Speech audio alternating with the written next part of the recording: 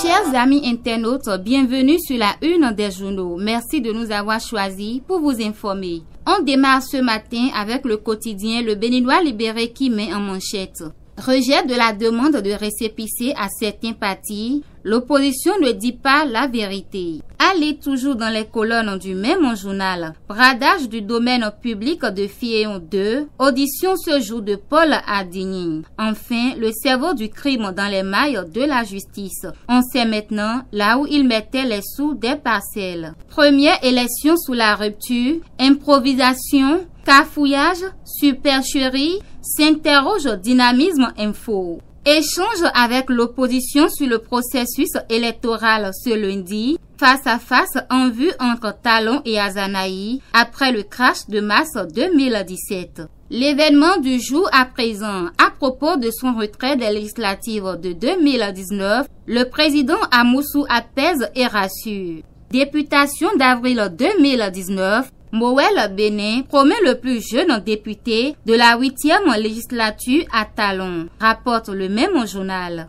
Le matinal, dans sa parution de ce jour, parle également des élections au Bénin et rapporte que Bruno Amoussou fait ses adieux. Défaut de conformité à la loi en vue des législatives. Les opposants doivent s'en prendre à eux-mêmes. Ce n'est pas moi qui le dis, c'est le matinal. Manifestation contre la non-délivrance des certificats de mise en conformité. Le préfet interdit la marche. Les opposants se plient. Voilà ce que rapporte l'événement précis. Un autre titre pour ce même journal. Condoléances et dons aux victimes de Karimama. Le gouvernement console les familles éplorées. L'honorable Bako Arifari appuie le geste. La primeur, hommage à Bruno Amoussou et assistance à ses frères éplorés de Kouékamé. L'honorable Gérard Benochi renforce le pacte social avec son électorat. On parle également législative d'avril 2019 avec la primeur. Le confrère rapporte que les FCBE de Calavi exigent la délivrance du certificat de conformité du parti Force Cori pour un Bénin émergent. Et puis le quotidien Les 4 vérités dans sa parution de ce jour met en manchette.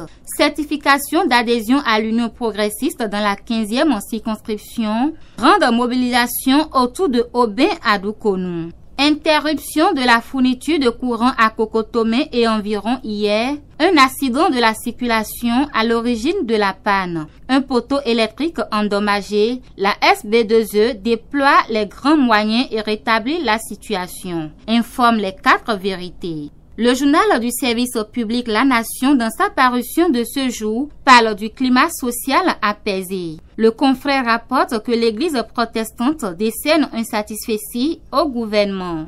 Interprétation de l'article 242 du Code électoral, la Cour constitutionnelle se déclare compétente. Ce n'est pas moi qui le dis, c'est La Nation. La dot, une valeur culturelle de plus en plus bafouée. Voilà ce que rapporte le quotidien Nord-Bénin. Le quotidien Nord-Bénin fait place à Dabarou qui affiche en manchette « Multipartisme intégral au Bénin, l'enfant malade de la conférence des forces vives de la nation ». Reçu sur version originale de TVC, Adiza Arounan plaide pour le positionnement des femmes, rapporte Dabarou. Rencontre entre Talon et les partis de l'opposition ce jour, ça passe ou ça casse.